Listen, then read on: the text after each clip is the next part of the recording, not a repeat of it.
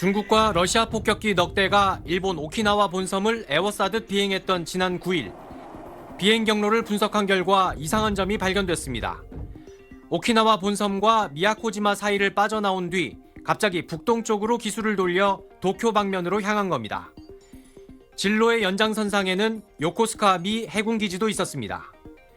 과거 미군 거점이 있는 괌 방향으로 향하던 중국군의 통상적 진로와 다른 이례적 경로였습니다.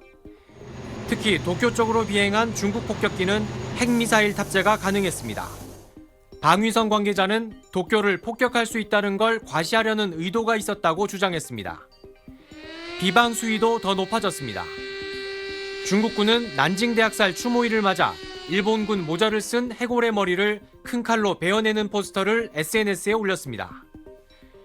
군국주의 유령이 다시 고개를 들고 있다며 더럽고 추악한 머리를 단호히 잘라야 한다는 과격한 메시지도 함께 게시했습니다.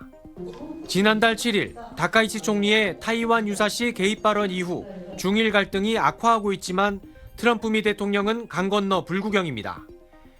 시진핑 주석과 내년 4월 베이징 방문을 합의한 상황에서 중국과 마찰을 피하기 위해 중립을 고수하는 겁니다. He believes that the United States should be in a position to have a good working relationship with China while maintaining our very strong alliance with Japan. 다급해진 건 다카이치 쪽입니다. 私がワシントン DC を訪ねても、ようございますし、トランプ大統領がどっか、海外に出られた時もいいので、できるだけ早期にお会いしたいなと。 미중 정상회담 전에 트럼프를 먼저 만나 중국 견제 미국을 끌어들이려는 것인데 동맹보다 이익을 앞세우는 트럼프식 외교를 감안하면 실질적 성과로 이어질지는 불투명합니다. 도쿄에서 SBS 문준모입니다. 중국 민간업체가 본격 대량 생산에 돌입한 극초음속 미사일 YKJ-210N입니다. 공개된 영상에서 편대를 이룬 8대의 미사일이 일본을 향해 날아가는 걸로 그려집니다.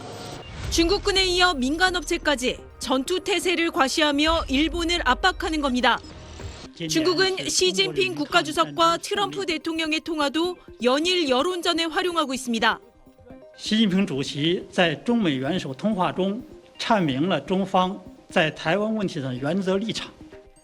관영 황구시보는 트럼프 대통령이 미국은 타이완 문제가 중국에 얼마나 중요한지 이해하고 있다고 말했다고 거듭 강조했습니다.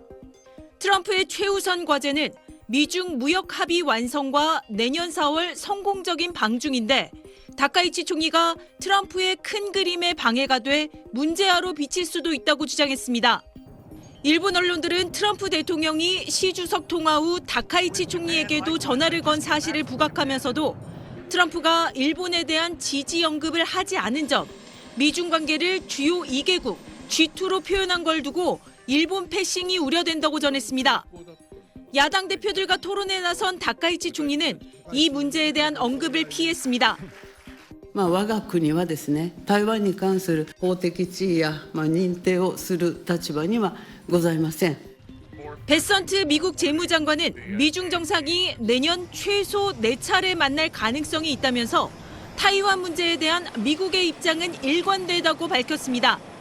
일각에선 미국이 중일 관계에서 모호한 입장을 취하며 양측 모두의 협상력을 올리고 있다는 분석이 나오고 있습니다. 베이징에서 SBS 권란입니다.